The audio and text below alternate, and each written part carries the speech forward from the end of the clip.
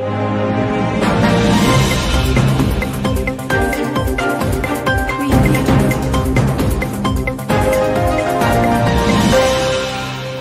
to News 9 TV. నేను మీ సత్య. Today's bulletin. ఉమ్మడి ఆదిలాబాద్ జిల్లాలో భారతదేశ కళలను కాపాడుకోవాల్సిన బాధ్యత ప్రతి ఒక్కరికి ఉందని ఎమ్మెల్యే పాయల్ శంకర్ అన్నారు. శివతాండవ నాట్యం ఆదిలాబాద్ జిల్లాలోని బాల కేంద్రంలో సాయంత్రం నిర్వహించారు. ఈ కార్యక్రమంలో ఎమ్మెల్యే ముఖ్య అధికారులు హాజరయ్యారు.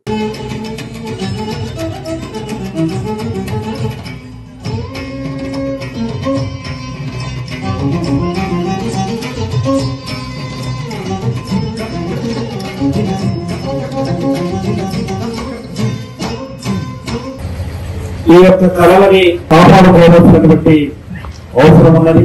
ప్రత్యేకంగా రవిని నేను మనస్ఫూర్తిగా మన ఆదిలాబాద్ ప్రజలందరి తరఫున ఆయనను అభినందిస్తాను.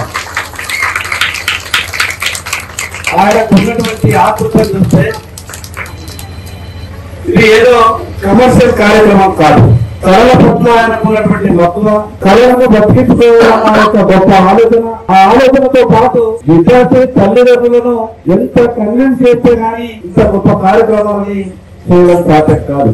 ఈ రోజు ప్రపంచం అంతా కూడా ఈ యొక్క కళల గురించి మన దేశం వైపు మిగతా దేశాలన్నీ కూడా చూస్తుంది. చదువుతూ ఈ యొక్క కళలలో రాణించడం అనేక సందర్భాల్లో కొన్ని సర్వేలు జరిపినటువంటి దాంట్లో కొన్ని వాస్తవాలు బయటకు వచ్చినాయి. ఈ మధ్యన సివిల్ సర్వీస్ లో ర్యాంకులు సాధించినటువంటి వాళ్ళు కూడా ఈ కళల పట్ల నైపుణ్యత ఉన్నటువంటి విద్యార్థులు ఎంపికైందని యువతనే ఒక సర్వేలో వచ్చింది.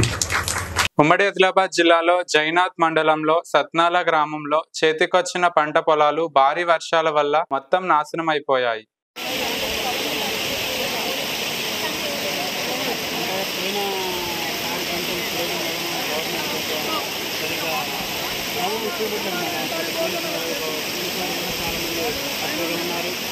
కూడా ఇప్పుడు పనిచేస్తున్నారు.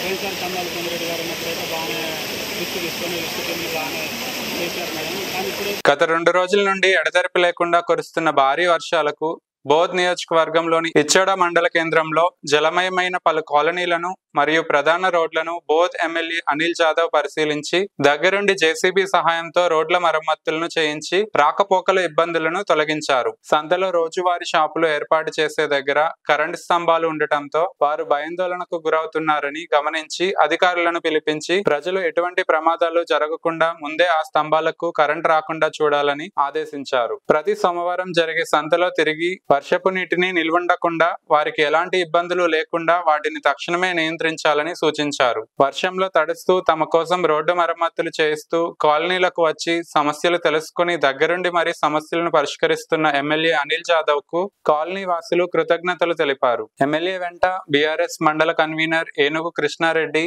బీఆర్ఎస్ మండల నాయకులు పాల్గొన్నారు.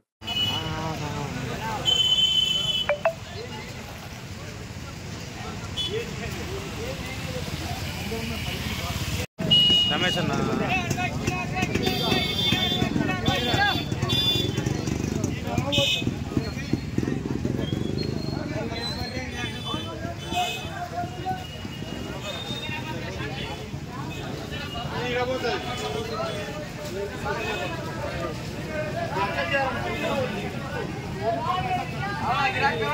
గత కొద్ది రోజులుగా విస్తారంగా కురుస్తున్న వర్షాల కారణంగా శ్రీరామ్ సాగర్ ప్రాజెక్టులోకి భారీ వరద నీరు చేరుతోంది.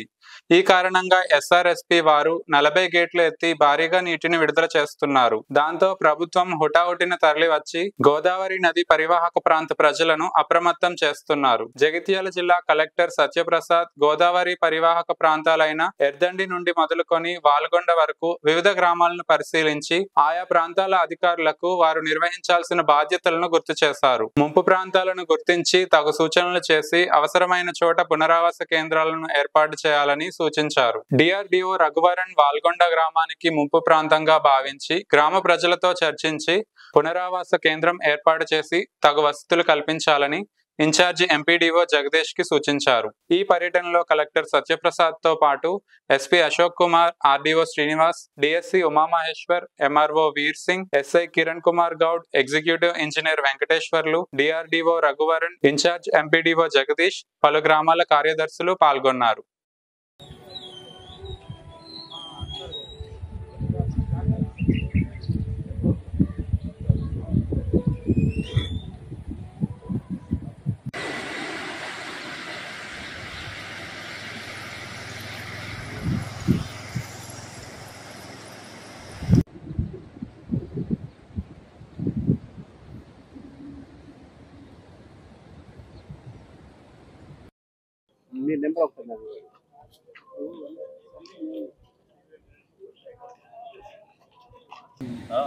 మూమెంట్ రానియకుండా జనాల్ని కొంచెం వాళ్ళని చెప్పి ఇక్కడ షిఫ్ట్ చేయాలి. పాత సర్పంచ్ లేరా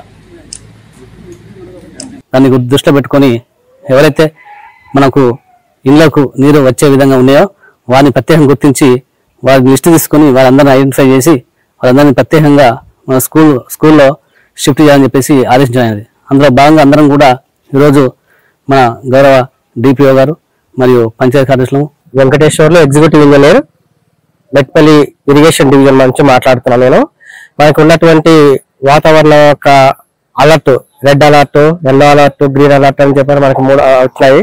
దీని ప్రకారం మేము ఈరోజు సోమవారం రోజు ఉదయం నుంచి కలెక్టర్ గారితో ఫాలో అవుతూ కలెక్టర్ గారి ఇన్స్పెక్షన్స్ అన్ని అటెండ్ చేసుకుంటూ వారితో పాటుగా తిరగడం జరుగుతూ ఉంది. అన్ని ఇన్స్పెక్షన్ చేసుకుంటూ గోదావరి బ్యాంక్ విలేజెస్ ని కవర్ చేసుకుంటూ వచ్చినాము. ఈ 3-4 రోజుల నుండి వర్షం పడడం వల్ల గోదావరి ఉధృతం పెరుగుతుంది.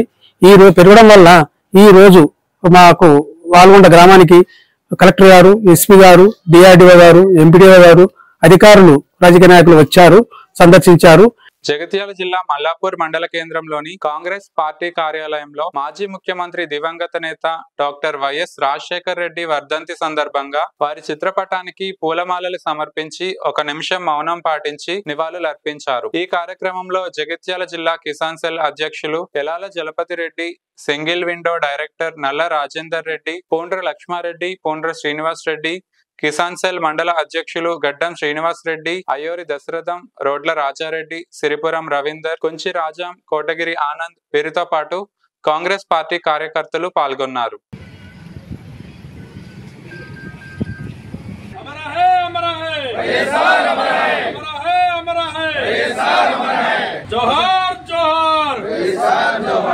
పటాన్చెరు పోలీస్ స్టేషన్ పరిధిలో ఘోరం. పటాన్చెరు మండలం రుద్రారం గ్రామానికి చెందిన ఆంజనేయులు బైక్ మెకానిక్ 2017 సంవత్సరంలో రుద్రారంకు వలస వచ్చి కుటుంబంతో సహా రుద్రారం గ్రామంలో ఉంటూ ఇస్నాపూర్ లో బైక్ మెకానిక్ గా పనిచేస్తున్నాడు. భర్త మద్యానికి బానిస కావడం వలన కిడ్నీలు ఫెయిల్ అవడం వల్ల హాస్పిటల్లో చికిత్స పొందుతున్నాడు. భర్త పరిస్థితి చూసి భార్య మనస్తాపం చెంది తన పిల్లలకు విషం ఇచ్చి తాను ఆత్మహత్య చేసుకుంది. పూర్తి వివరాలు తల్లి సావిత్రి, పిల్లలు జశ్వంత్, చిన్మయి, చిత్రగా గుర్తించారు. ఈ ఆత్మహత్యకు ఆర్థిక పరిస్థితులే కారణమని తెలుస్తోంది. మృతదేహాల్ని పోస్ట్ మార్టం నిమిత్తం పటాన్చెరు ఏరియా ఆసుపత్రికి తరలించి దర్యాప్తు చేస్తున్నట్లు పటాన్చెరు సిఐ ప్రవీణ్ రెడ్డి తెలిపారు.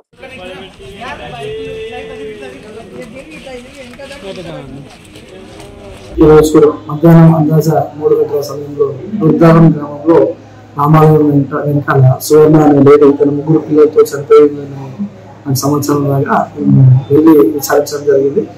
దాంట్లో ఈ సువర్ణ అని 28 ఇయర్స్ అమ్మాయి, తన 3 పిల్లలు Jaswanth 5 years, Chinmayi 3 years, Chitravata 3 years. ఈ 3 పిల్లలను గుర్తు తెలియని విషయం ఇచ్చి వాళ్ళు చనిపోయిన తర్వాత తల్లి ఊరేసుకున్నట్టుగా ప్రాథమికంగా తెలుస్తుంది. ఇంటి పక్కనే ఉండే రిలేటివ్స్ ఫస్ట్ గ్లాస్ బ్రేక్ చేసి చూడటంతో 3 పిల్లలు చనిపోయి ఉంటే తర్వాత డోర్ బ్రేక్ చేసి లోపలికి వెళ్ళి తల్లి కూడా ఊరేసుకున్నట్టుగా గమనించడం జరిగింది. ఈ విషయంపై కేసు నమోదు చేసుకుని దర్యాప్తు చేస్తున్నాం. దర్యాప్తులో భాగంగా ఇంట్లో ఒక సూసైడ్ నోట్ లభించడం జరిగింది. ప్రాథమికంగా కుటుంబ కలహాల ద్వారా మనస్తాపం చెంది చనిపోయినట్టుగా తెలుస్తుంది.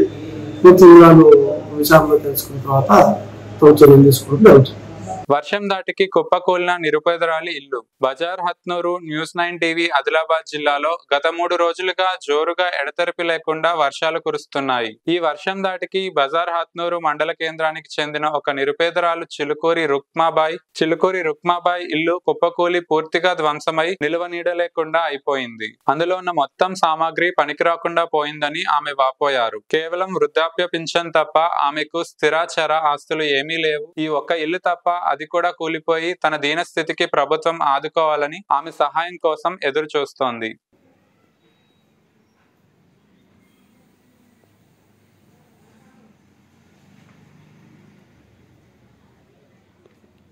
ఖమ్మంలో సారథినగర్ లో పరిస్థితి తినడానికి తిండి లేక, తాగడానికి నీళ్లు లేక అంతా కలుషితమై దయనీయమైన పరిస్థితిలో సారథినగర్ వాసులు ఉన్నారు. భర్త చనిపోయి మహిళ ఒక ఇల్లు ఆధారంగా బతుకుతోంది.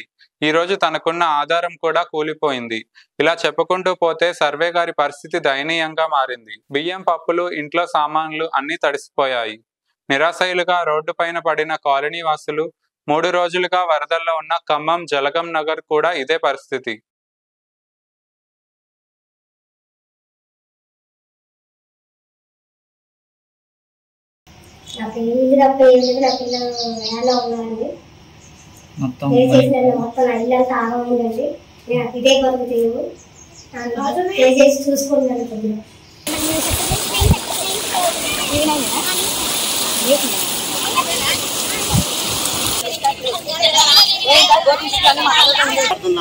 మాకు పొద్దున్న 6 గంటల నుంచి ఎవరు రెస్పాన్స్ లేదు. ఒక కలెక్టర్ గారు కానీ, ఒక ఎస్పీ కానీ, ఒక ఎంపీఓ కానీ, ఒక ఎంఆర్ఓ కానీ, మన సెక్రటరీ, మన పంచాయతీ వాళ్ళు ఎవరు రాళ్ళు. ఇప్పుడు దాదాపు 6 గంటల నుంచి మేము ఇక్కడ పొద్దున్న మంచి నీళ్ళు లేక, అన్నాలు లేక బస్సులు పడుతున్నారు. ఒక్కొక్క నీళ్లు మురిగిపోయినాయి. అంటే ఎక్కడికెక్కడే జగమందంగా అయిపోయినాయి. ఎంఎల్ఓ గారు కానీ, ఎంఆర్ఓ గారు కానీ, ఎంపీడీఓ గారిని ఎవరన్నా వచ్చి ఇప్పటి వరకు మా దగ్గర ఎలాంటి రెస్పాన్స్